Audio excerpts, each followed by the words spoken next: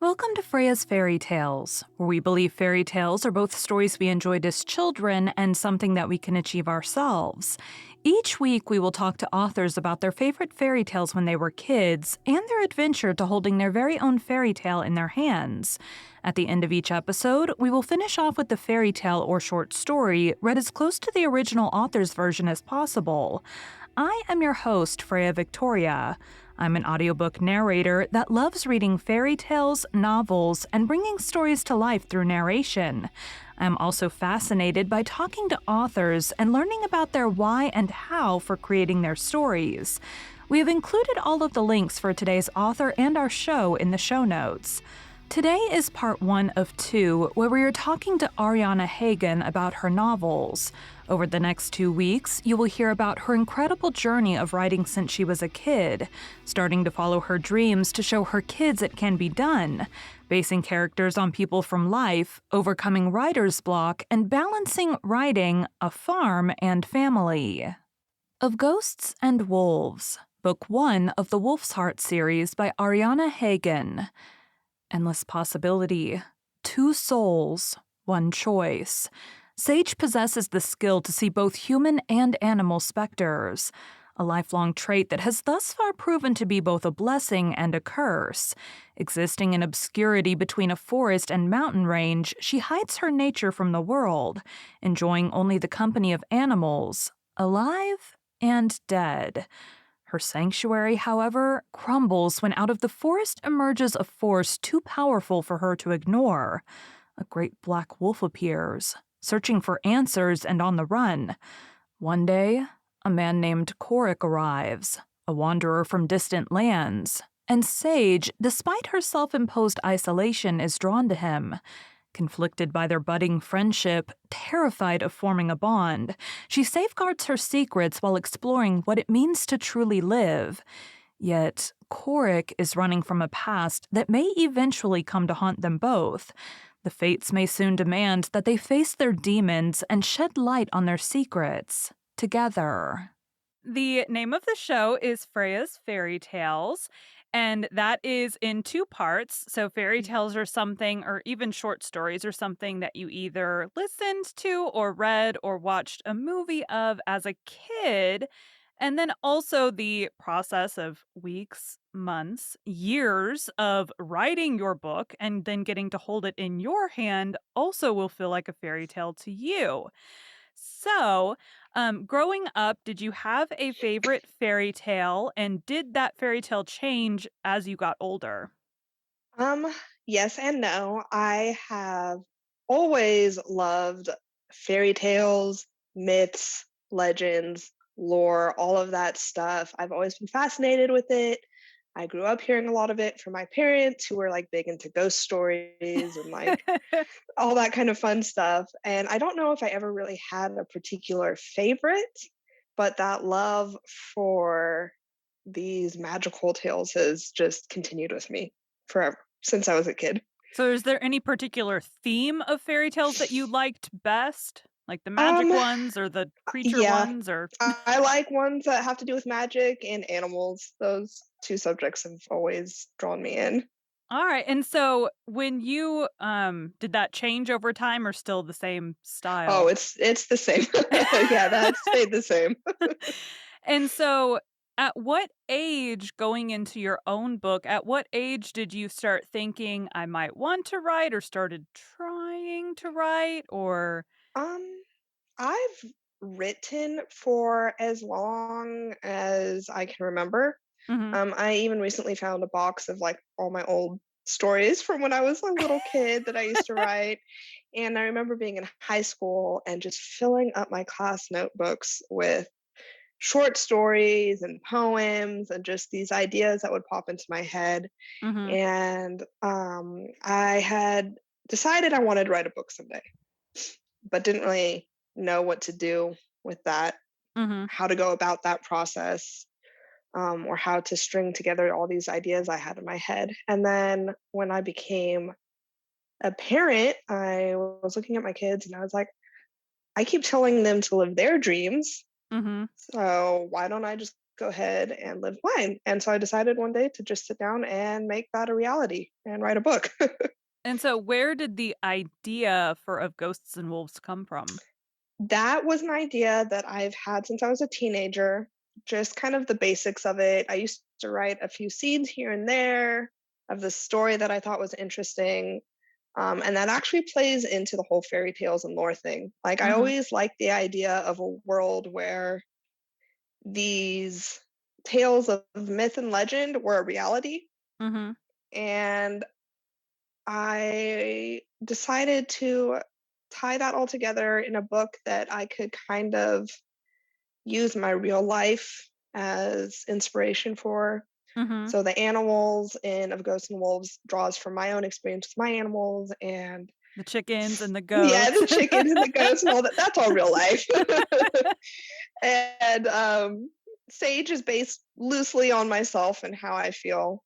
And Mhm. then, Cork is based loosely on my own husband. And so it was just a combination of things that I knew I could use to put together and then pulling this story that I've had in my head for decades and just kind of writing it all down. And so how long did it take you to write the book? I know you said you Um, kind of wrote scenes as a kid, but once you decided to yes. actually make it a book. Once I decided to actually sit down and write it, it took 3 months. Okay, that's not long at all. Yeah, no, the writing process was really fast. The editing and then deciding if I actually wanted to share it with the world took a little bit longer. So when did you so did you do that all this year, or had you started that last year, or how long did it take you to convince yourself to publish it? That took probably 2 months just to convince myself. I was like, I have Okay. this finished story. Do I really want to share it? Do I not want to? But Might as well. yeah, might as well. I wrote it. So Well, and you're a little bit of a unique one. So you actually stumbled across my other narrator name that I use and yeah, podcast on social media, and then I yes. saw, "Oh, cool, she's written a book," and I'm like, "Oh, cool, is there," and then I, clicked on the links or whatever, Yeah. and it was like, "Oh, so it was actually in pre-order Hmm. status at that Right. point in time," and I'm like, "Well, I don't see an audiobook on here," so I'm like, "Hey, Yeah. um, would you be cool with me doing your audiobook?" And you were my first pitch. I've done a few now, not a Uh-huh. lot, but, um and so you had sent me pages and I Hmm. recorded it, and then we moved forward with the Yeah. audiobook, which is now you've heard the whole thing and Yes. so your process, is gonna be a little bit different from most people because you didn't really get audition? Like, you didn't have No, I multiple no, I people? did it. Yeah. It was just So you, but it was so perfect. So, so I know how it felt from my side. How did it feel mhm. for you, like, this cold call, basically? Well, I had been thinking about how I wanted to have an audiobook made because I want to make the book available across the board, just for Mhm, everyone in whatever the preferred form of reading is. But that was like, I was looking at prices. I was like, I can't swing, that rate right now with everything that was going on. So maybe down the line. mhm. And then when you started talking to me about what you were doing and said that that was something that you offered and that we could work together, I was like, yes, this is perfect. But I was nervous until I heard your reading of it, and I was like, oh yeah, done deal. This is good. Yeah, I feel like if it was a narrator coming to me, I'd be a little bit like, and I mean, same for me because I saw that you had a book, Yeah, but then you send me the pages and I'm like, "Oh, please just let these be, like, well yeah. edited," because, like, I would hate, like, the cover looked good and the premise looked Uh good, but huh. I'm like, "You can edit those really, Right. really well and the rest of the Yeah. book be terrible." Right. So Yeah. That is true. but then you'd send me the pages and I'm like, "Oh my gosh, this is so good." Well, I'm glad. That was also nerve wracking for me to share. It's like, great, she reads all these other books, and now she's gonna read mine. And Well, and then I also talked to your editor who said about the same thing. She's like, "It didn't feel like work at all because, yeah. like, it was such a good story." And then Oh, and she's you such a great editor too. oh my gosh, and then, like, just when I finally got to read through the whole book and everything, it's so well done Thank that you you. would never think Oh, this is someone's first book. And then oh, thank it's a you. little bit, like, man, I hope the rest like, I can't wait for the rest of the series to Yeah. see, like, what happens. I know. I'm almost done with book 2. There have been a few parts that have hung me up because I'm kind of battling about what path to take in Mhm, her journey, like what feels the more natural versus what would be a better book. mhm. So I've been trying to work through those couple of points, but it's almost done. So it should be here soon. Too, you gotta consider what could I actually develop into the rest of the Mhm. series. Yes, and that is a big consideration. I want at least 3 books Mhm. of solid story for Sage and, her companions. So I'm just trying to figure that out. But I know it's there. It's all in my head. It's just getting it out. Well, and 2, like, I love books where you're reading them and you just get that, like, things happen in the story and you're like, "Oh," like, it feels Yes. like your heart's getting squeezed and you're like, Mhm. "Oh," 'cause not every book is that Yeah, way, that is true. um, but I have a few that are coming up as well that Mhm. the author very well writes those too, and you're just like, "Oh." Yeah. Oh, I love that in a book. The more I can feel, the better. I love reading books that just give you that good hurt in your heart. And then you're like, "I need to know what happens next," because they usually will end on cliffhangers Mhm. waiting for the next book. Yep. So you are almost done with book 2. What else Yes. is going on? Do you have any plans for other books, Oh, or yes. what else Um, you got going on? yeah, I have an idea for a spin-off of Ghosts and Wolves, after the completion of Sage's story. Mhm, And I'm putting together a bunch of short stories that are basically just myths from the world mhm. that's introduced in my novel. Oh, I'll we be talked about this. Yeah, so the Blue-Eyed Raven is the first one that I've released. That's just a really short story myth from that same world as of Ghosts and Wolves. And I Mhm, have a few others, and I'm just gonna release them kind of scattered throughout the year. And once I have probably 6 or so of those put together, I'll create an anthology of them in print paper. And then I also have a couple of stories that I want to get out. Um, One of them is a pirate story. okay. So unrelated. So, yeah, it's completely unrelated. But I've had that idea for a while too. So I think that'll be the next project after I finish up this world that I'm working on. So you plan on it being 3 books and then the little fairy tale kind of Yes, and stories? then also a spin-off. And I'm not sure if it's going to be a single book or if that'll be its own series. Mhm. I'm going to have to get to that point and start writing and see kind of where that journey takes me. Okay, see how many words you can. Yeah. Yeah, I had talked to an author a couple weeks ago, and she said, she writes her books, and she's like, "Well, I'm just intending for it to be 1 book, and then if she gets Mhm. to a good ending, but it's like this really needs to continue, Yeah, then she makes it into a right. series." Yeah. So how did you end up, and I don't know know because 'cause we've never talked about this, but you have goats and chickens, and what other kinda Yes. critters going around Oh, there? horses, sheep. We also do rescue. So we have a bunch of rescue dogs and cats and just a bunch of animals running around. We had a pig show up on our property that moved in. Okay. So we just have it's a little farm. And so But have that was also something I wanted to do forever. now I know we talked about both of us live in Texas. Have you always lived in Yes. Texas? No, I am actually California born. Alright. And I moved out here to Texas in 2015 to be with my now husband. So I've been out here 7 years now. Okay. And did you start the farm immediately when you moved out here, or Oh yeah, it was immediate.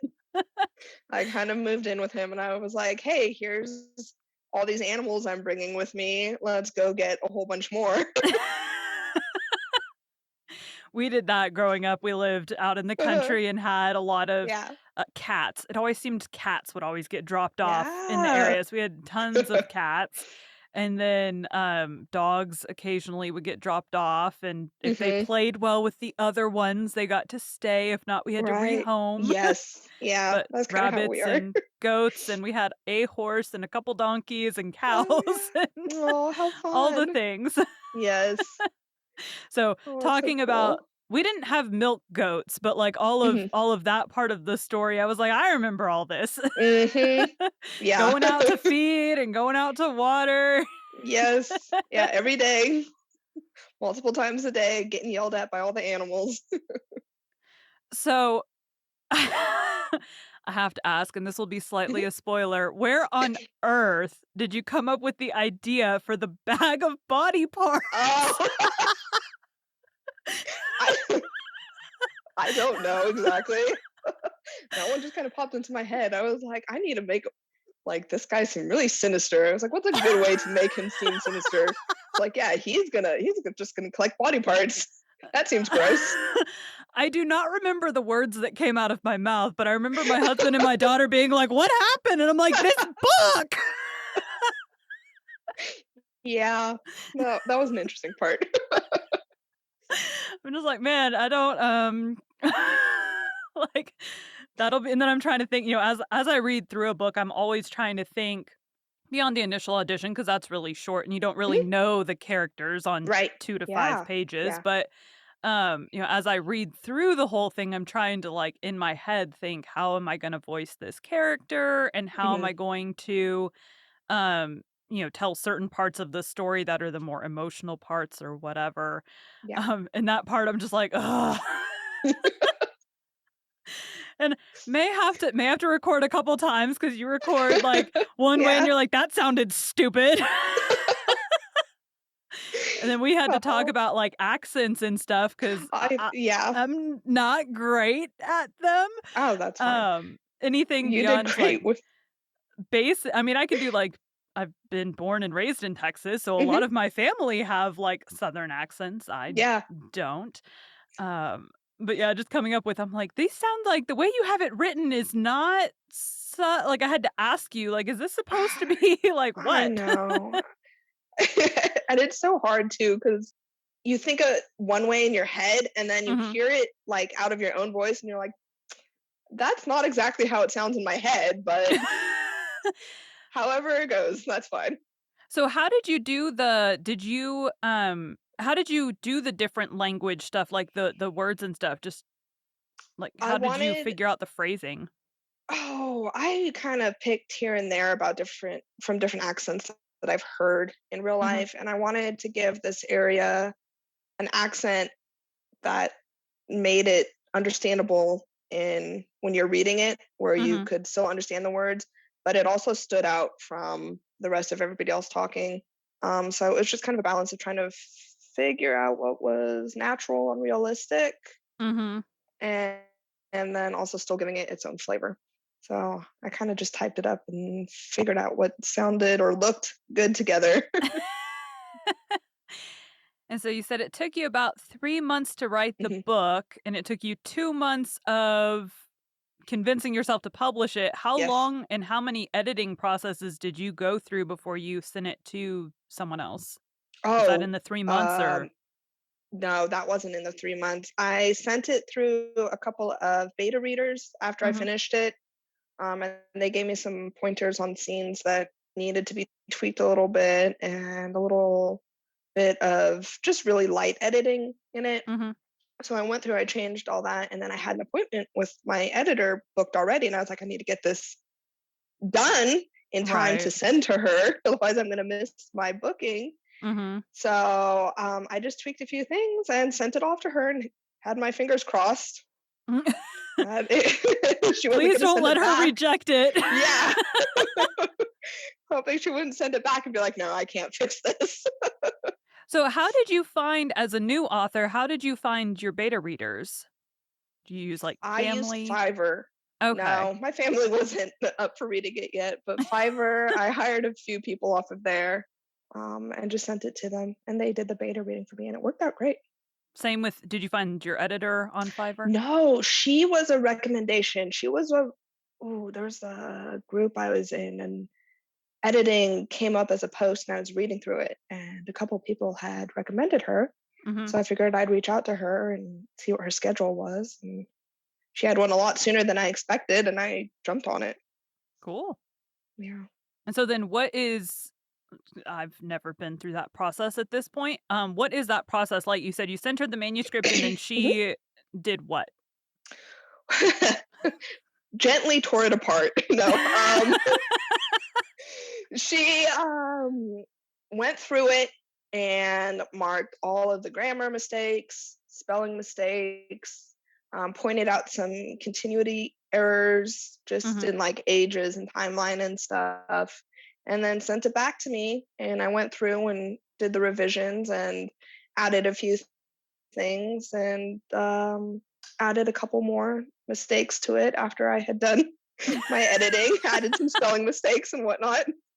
So then did you send it But back to her and she no, rechecked I it? did Okay. no, I just did the one round. It was I wanted to send it back, but starting out, I'm putting all my own money into everything, and I Mhm. had kind of set a budget for myself, thinking that, I'm only writing this book for myself really anyways, just to Right. fulfill a dream, and I can't go and spend $10,000, getting it done. So I set a I've budget and I was like, seen I have to. I've seen such a wide range of Yeah. here's how much you can plan to spend and it's like, Mhm. I mean, technically you don't have to send it through editing at all. You Right. could just Yeah. write it and publish it right then. Yeah. But Yeah. Right. Yeah. I definitely needed at least that one solid round of editing. and so you did you design your own cover or did you just do the audiobook cover? I tweaked the audiobook cover. The design cover was also hired on Fiverr, Okay. and I was looking through these covers that people could make. And I was like, I don't really like any of these styles. And I was just scrolling through, and I saw an art style that just popped out at me. Mhm. And he does those kind of, I don't know, like stark contrast type covers Mhm. with the colors. And I had him make up a cover for me, and it just happened to be perfect. And so then you just kinda tweaked it a little bit for the Mhm. audiobook? Yes, Okay. yeah. So you I did got the you had original a files for it, so okay, so you had a lot of faith in Fiverr. yes. Yes, I did. I did that for one of the podcasts. It was Mhm. like I was in groups on Facebook and they were like, "Oh, we'll promote your podcast. It's like this much money." And I'm like, "Listen, Yeah. I don't want fake listeners. I want Mhm. like people that are actually going to keep back coming to listen. Oh, Right. I promise they Mhm. won't be fake." I'm like, "Okay, I'll pay you $5. We'll see how it goes." Right. They, of course, were fake, and so I'm Mhm. like, "Yeah," and then he's, of course, messaging me still wanting me to hire him again, and I'm like, "But no, I don't want Yeah. fake Yeah. reviews, I want Yeah. legitimate people listened to Yeah, it." right. Absolutely. And they were Yeah, they're quite clear. It's like fake book reviews, like, you can tell they yes. never actually listened to it. Yeah. "Oh, Oh, I great understand. storytelling pod." I'm like, "Oh my god." You're like, "Yeah, what else? What about it?" Exactly, it's like I mean, it's the same as reviews on, Mhm. books or audiobooks or whatever when they just do the stars and don't say Yeah. anything, you're like, I have one that has, like I got a one-star review, and I'm like, "Cool, what did you not like But about it?" why? Yeah. Yeah. I wanna know why. I mean, you can guess, but Mhm. like Yeah. so Oh, far, no, do it's tough. you read your reviews? Have you I don't Yes. know if the audiobook has got I know we've sold a couple, and it's not We been out for have. very long. Yeah, I think at 3 or 4 now. Mhm, And I don't think we have reviews for that. I do read the reviews for the actual book version of it. mhm. Any And helpful ones so far? yes, there have been a few really helpful ones. Talking about like the pacing of the story, Mhm. which I understand. And that's something that I'm trying to keep in They mind didn't as I write. like it? They wanted it faster or slower or They said that the pacing was kind of up and down. So there would be stretches of just really mellow story and then stretches of action and then back to mellow. isn't And to that just kind of, normal? I guess, but I guess I wanted it to be a little smoother. Okay. So I'm keeping that in mind. But We got yeah, done with the they're battle, we calmed down and fixed our injuries, and then we walked home. yeah. I know there's always I mean, some of it you have to take with a grain of salt, and there's, like, 2 reviews where I read them and I was like, "What did you even read?" Like One of the books that I did it was YA dystopian, uh-huh. and it was one of the ones I narrated, and she got a review that was like, "This is great sexual education for student." There's literally no s What? they kiss. That is the most that happens, and What? so she's, like, throwing out these lines from the book that are totally referring to innocent things, and she's like, "But this can mean," and it's like, "But no." Yeah. So, like, reviews like that are weird, but, like, I had a review on 2 of my audiobooks, it's the same person, Mhm, and they were like it was a dual point of view book, and they were like, mhm, "Oh, we don't like that a single female narrator did both points of view," mm. but it was royalty share, which means I get paid royalties Yeah, after the fact, which means if right. I hire a second narrator, either that needs to be my husband, so I don't have to pay them up front, Yeah, or I have to pay them out of my own pocket up yeah, front. right, I'm like, "Yeah, no." But normal people don't understand that right. part of Yeah. things, so Oh, so man. any so and I think you're the one that said you were writing a kids series. Yes, I also have a kids series, and that'll be under a different name, Okay. just so that I I don't have to, like, censor my books if I don't want to, um, Right. but the kids series will be under a different name. I do have, oh gosh, like 8 of those written now. How many is Um, that gonna be? 'Cause 8's a lot. yeah, we'll see. The Kids only series thing go longer, though. I've noticed they that, like, do. series I buy for my daughter, like, she Yeah. loves the How to Train Your Dragon, and so we Oh, bought, like, yeah. that whole book series, and Yeah. there's a lot of books in that. Mhm. Well, even, like, the Magic Tree House, Oh, there's, yeah. like We have 100 of those them or too. something, Yeah, like we don't have all of we bought yeah. Amazon had, like, the Merlin set and then, like, Mhm. I think it's, like, the classic set or Yeah. something. It's like but then they have so many spin-off So things. many. Yeah, I have, I think, like, the first 20 for my kids, I don't even but know those books have been around for a long oh, time. forever. Yeah, Yeah. ever since at least since I was a child. So, yeah, they've been around for a while, but I'll get my kids' books out eventually. What's slowing me down with those is that I'm illustrating it myself. Oh, So, so do you that's draw a very long well? um, You drawing or you digitally? I'm doing the digital, like, the Canvas tablet things. Mhm. So I'm using that, which is a learning process for me because I had never used one before. But it's a lot of fun. And I'm trying to remind myself that they're kids' books, so I don't need to make like the Mona Lisa for every Right. page.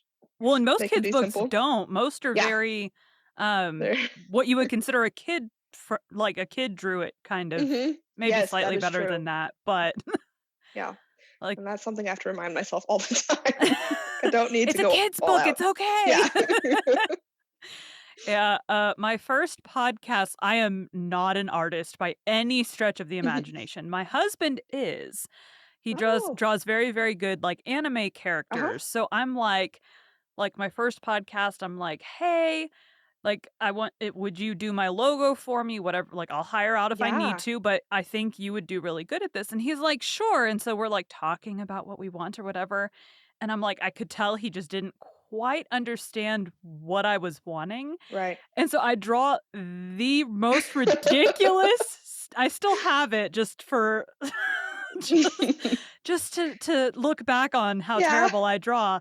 The stick figure, like, holding on to this book, and what he did is so much better than what I did, Uh-huh. but I'm just like, "Oh." Now I did because he drew it on paper, and then I had to Mhm. digitize it, so I, like, Okay. took a picture of it and did, like, the Yeah. layers like you can do in Photoshop and Right. Yeah. traced and all that, but I can trace. I not good at the drawing.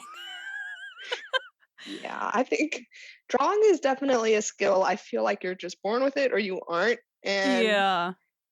I'm trying to work on my own skills in that department, but I don't know. You're like, I'll get there." Yeah, So you have, someday. so you have quite a few things in the works and planning Mhm. on. So pirate story, are you planning on waiting until all of it's Yes. Wolf's Heart's the name of the Yes, series. the Wolf's Heart series, and yes, I'd like to wrap all of that up first before I delve into something else, just to kind of complete that world so that there's no loose ends. Can you because I was working on one book and then my brain Mhm, was like, "No, we wanna do, one with mythology, and mhm. now we're just gonna be, like, stuck on this." Like, can you get your brain to focus on one or the other, or is it kind of like, "I have this idea, but it's Oh, not writing?" yeah, no, my brain's all over the place when it comes to stories, and a lot a lot of the times I kind of, like, scratch that itch by writing short stories. Mhm, So, I'll have this idea that pops into my head, and I know I can't give it the time that it needs mhm, at that moment, so I'll do a short story. So I'll get like 2 or 3,000 words popped out, and then I'll put it aside for a little bit, so that the feeling and the idea is still there when I'm ready to revisit it, mhm. and I kind of am able to push it out of my mind for a little bit. Okay. That's a good way to mine, would not leave my head. Yeah. And because it's mythology, I'm like, I don't want to so first idea was like contemporary romance or maybe a little bit futuristic, but Mhm. I got like, I don't know, I'm about 30,000 words in and Oh, then my yeah. head was like, and we're done writing that right now. We want to go somewhere else, Yeah. but it's nowhere near done. It's just Mhm. there.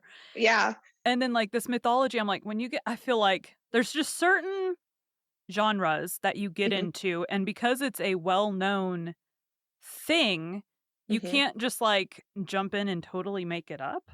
Right, Like, you yeah. have to know a little bit of what's come before so you don't, Mhm. make everybody mad and come attack you with pitchforks or whatever. Yeah. So, that's I keep saying I'm researching, and other authors keep telling me, "Stop researching and start writing," and I'm like, "But I don't know what I need to know Yeah. yet." It's It like doesn't hurt that the research is fun too.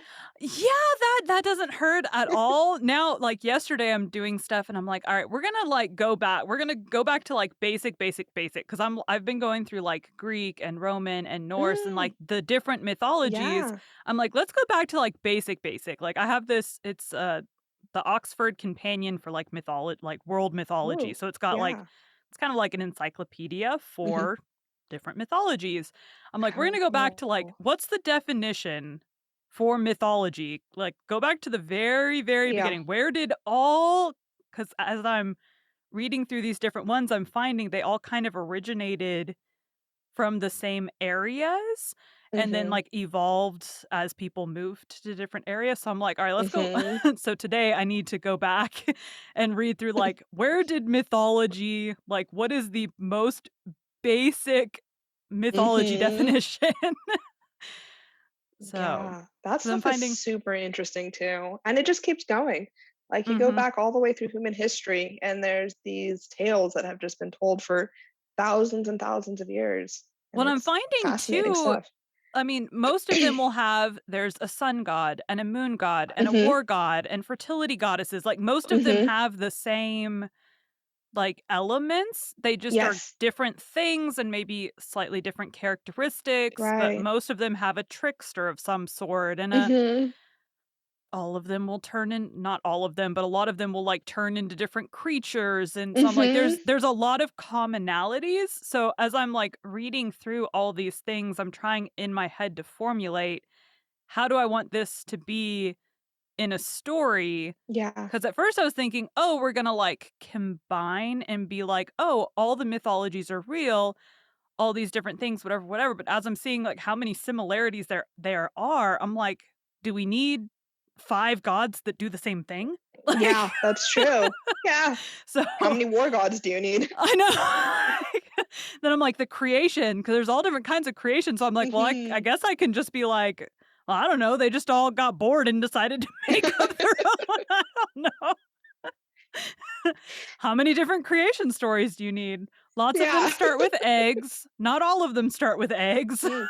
Mhm. Yeah, there's there's a bunch, and then some of them are really interesting. Yeah. Ariana loves fairy tales with magic and animals. In a Swedish fairy tale, The Swan Maiden, the king announces a great hunting contest. A young hunter sights a swan swimming in a lake and aims at it, but the swan pleads not to shoot it. The swan transforms into a maiden and explains she is enchanted into that form, but the hunter may help her to break the spell.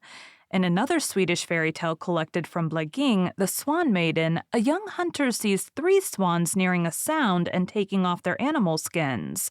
They reveal themselves to be three lovely maidens, and he falls in love with one of them. He returns home and tells his mother he intends to marry one of them. She advises him to hide the maiden's feather garment. He does that the next day and wins a wife for himself. 7 years later, now settled into domestic life, the hunter tells the truth to the Swan Maiden and returns her feather garment. She changes back into a swan and flies off. The human dies a year later. Today, we'll be reading The Swan Maiden, a Swedish fairy tale. Don't forget, we are continuing the original story of Beauty and the Beast on our Patreon. The Swan Maiden. A young peasant in the parish of Melby, who often amused himself with hunting, saw one day three swans flying toward him, which settled down upon the strand of a sound nearby. Approaching the place, he was astonished at seeing the three swans divest themselves of their feathery attire, which they threw into the grass, and three maidens of dazzling beauty step forth and spring into the water. After sporting in the waves a while, they returned to the land, where they resumed their former garb and shape and flew away in the same direction from which they came. One of them, the youngest and fairest, had, in the meantime, so smitten the young hunter that neither night nor day could he tear his thoughts from the bright image. His mother, noticing that something was wrong with her son and that the chase, which had formerly been his favorite pleasure, had lost its attractions, asked him finally the cause of his melancholy, whereupon he related to her what he had seen, and declared that there was no longer any happiness in this life for him if he could not possess the fair Swan Maiden. "Nothing is easier," said the mother. "Go at sunset next Thursday evening to the place where you last saw her. When the three swans come, give attention to where your chosen one lays her feathery garb, take it, and hasten away." The young man listened to his mother's instructions, and betaking himself the following Thursday evening to a convenient hiding place near the sound, he waited, with impatience, the coming of the swans.